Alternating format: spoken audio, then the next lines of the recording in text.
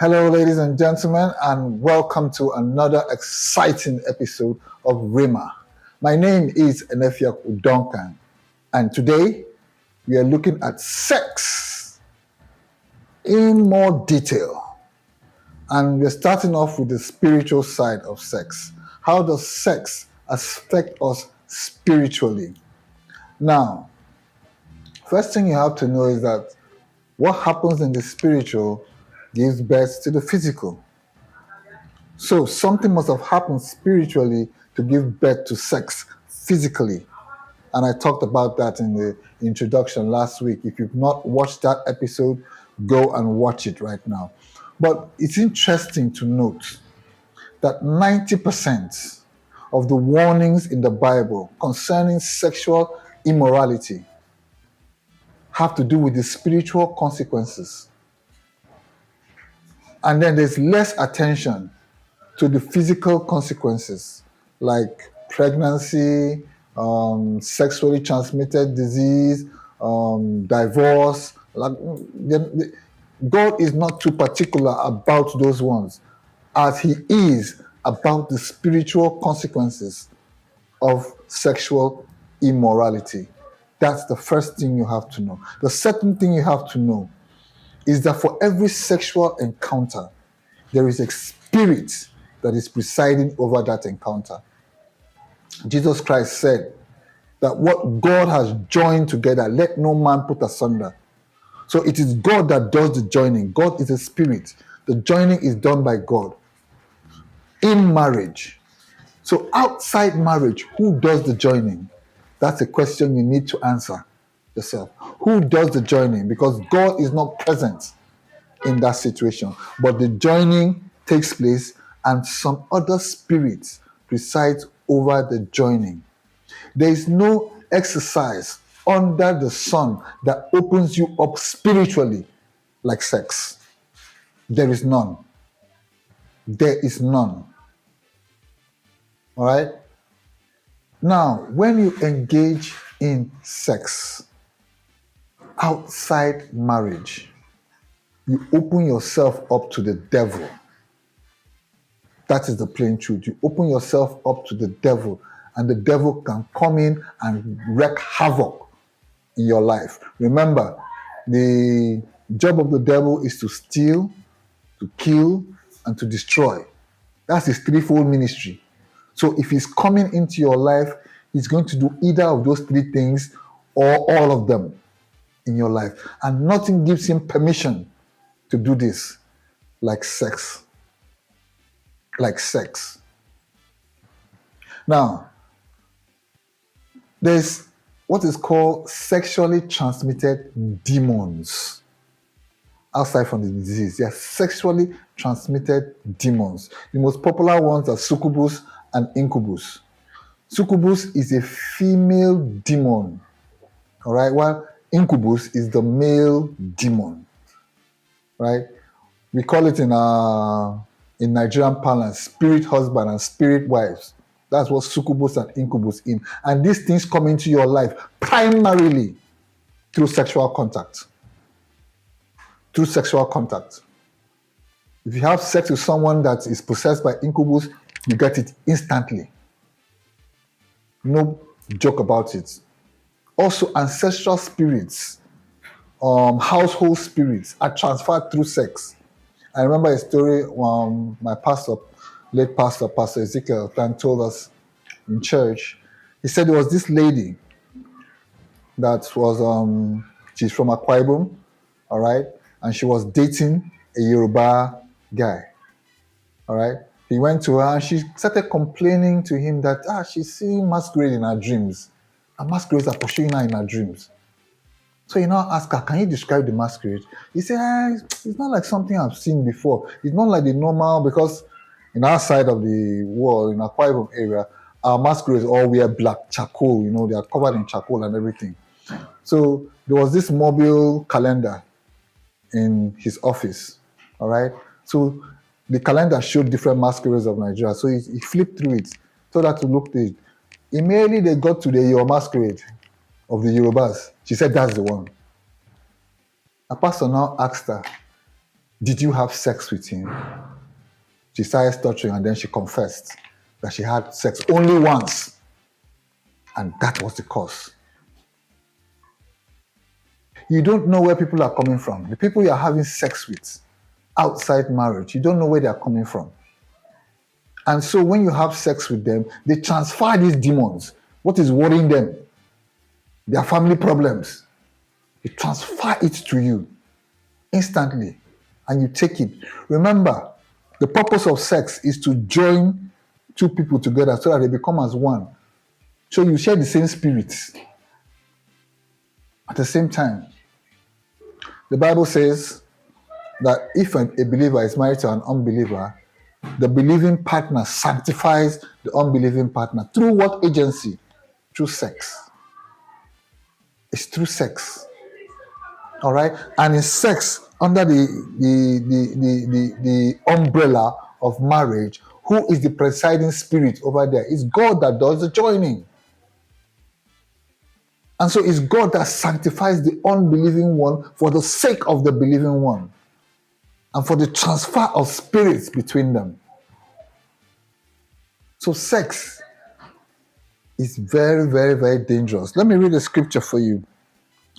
1 Corinthians chapter 6, verse 16. I'm reading it from the Message Bible here. It says here, there is more to sex than mere skin on skin.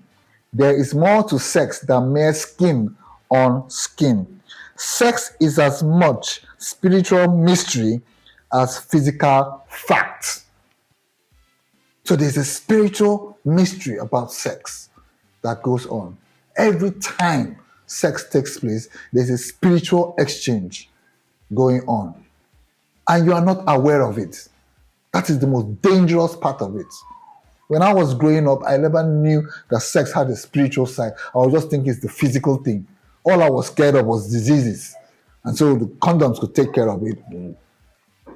But when you have knowledge of what sex, the harm sex can wreak in your life, you will avoid it. You will avoid it. Now, in the Bible, God compares sexual immorality with idolatry. You hear him saying most times, Israel joined itself to Baal pure. And before then, he's talking about sex. Or you hear sayings like, Israel has committed whoredom with Moab and joined itself to Baal pure. All right, there's an interesting story going on there. Let me just tell you. Remember the story of Balaam, where Balak, the king of Moab, contracted Balaam to curse the children of Israel. And he tried 3 times. He couldn't curse them. Where we have the saying, he whom God has blessed, no man can curse. So when Balaam knew he could not curse these children, he gave Balak a piece of advice. He told him, let the prostitutes, the temple prostitutes of Baal, mix with the children of Israel. Get them to commit fornication. When you get them to commit fornication, their God will deal with them by himself. You don't need to do anything. And Balak took the advice of Balaam. He sent for women, the Moabite women, into the Israeli camp. And then they started committing fornication. Do you know how many people died just because of that? God hit them with a plague, and 24,000 Israelites died. And while the Israelites were begging God, an Israelite carried a Moabitess to his camp to come and sleep with her in the camp in front of the congregation of Israelites. And then Phinehas, the son of Eleazar, the priest, carried a spear, drove the spear through the Israelite and the Moabite woman, and that stopped the plague. Very interesting story there. And because of that, God had to deal with Balaam. But that's showing you, when God was talking about that incident, he was talking that Israel joined itself to Baal pure. In Colossians chapter 3, verse 5, and I'll read it here. Colossians chapter 3, verse 5, it says, "Mortify therefore your members which are upon the earth. Fornication," that's number 1. uncleanliness, inordinate affection, evil concupiscence, and covetousness, which is idolatry. So fornication here is the same thing as idolatry before God and spiritually speaking. And it makes sense. It makes definite sense. Remember, the whole essence of sex was to foreshadow the close relationship that will exist between Christ and his church. And so sex outside marriage also foreshadows the unbreakable, eternal, close relationship between Satan and those who indulge in sexual immorality. Sex is a destiny destroyer. Sex is a destiny destroyer. Let's look at Proverbs chapter 5, and I'll be reading from verse 6. Proverbs chapter 5, and I'll be reading from, let me read from verse 3 to put it in context. For the lips of a strange woman drop as an honeycomb, and her mouth is smoother than oil. But her end is bitter as wormwood, sharp as a two-edged sword. Her feet go down to death. Her steps take hold on hell. Lest thou shouldest ponder the path of life.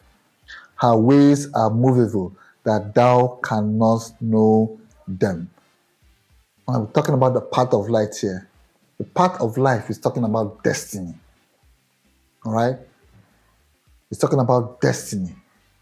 And she drags you out of the path of life so that you don't consider your path of life when sex is involved. Let's continue. Lest thou shouldest ponder the path of life. Her ways are movable, that thou canst not know them.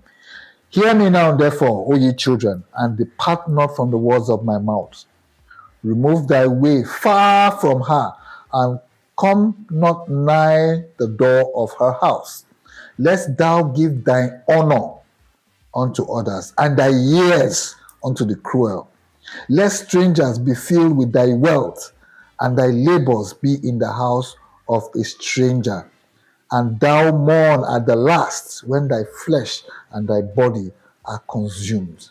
And say, how have I hated instruction, and my heart despised reproof?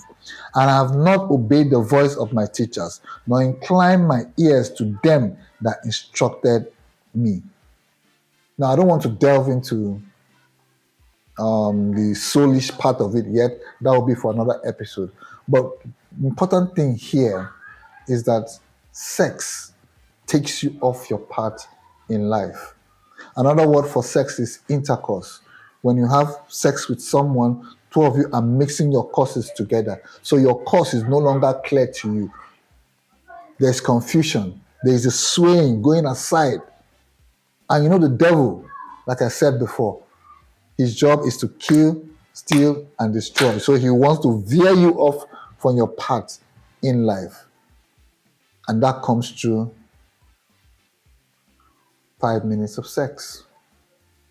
That is how dangerous this thing is. You would think, what's the big deal about sex? That God is always talking about it. But these are just some of the things that he's talking about. Examples are rife in the Bible. Examples are rife in the Bible. Reuben, number one. Reuben slept with his father's concubine. And his father cursed him. He's supposed to be the firstborn. He was the firstborn of Jacob.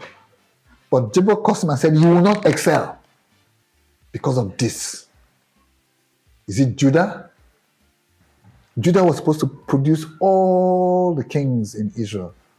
But because Judah committed incest with Tamar, I don't want to go into that story right now, but that's what happened. He committed incest with Tamar. And then the kingship did not go to Judah as of the time he was supposed to go to Judah. He went to Benjamin first of all. Saul was from Benjamin. All right? God could not give it to the tribe of Judah as at that time yet, until the iniquity of Judah's sin had passed or had rolled over. And then God shifted the kingship from the house of Saul to the house of David, which is from the tribe of Judah, bearing off the destiny of Judah. Is it Samson? Samson, his destiny was changed on the laps of Delilah. Is it Solomon? Solomon's destiny was to build the house of God, but he ended up building the house of idols. Now, sex changes you in ways you never can tell. And so I implore you, it's not too late. If you've committed sexual immorality, I mean, who hasn't? I have too. But there's a grace that lies with Jesus Christ that can wipe all these things away. And you have a new and fresh start. I had my fresh start. And look where I am today, right now. I am basking in the love of God. And you can too, if you give your life to Christ today. Sexual immorality, say no to it. There's too much to lose and absolutely nothing to gain from it. Please, if you have any questions, because there's much more to this. This is just what I can talk about right now. And you can see I'm even rushing it. There's much more to this than meets the eye. If you have any questions, please contact me at askforthereals@gmail.com. I would love to hear from you. All right? Like this video, share it with your friends and somebody you know needs this kind of message. And also, don't fail to subscribe. And until next week, where I'll come to you again with another episode of this sex thing. My name is Enefia Kudonka, and bye-bye.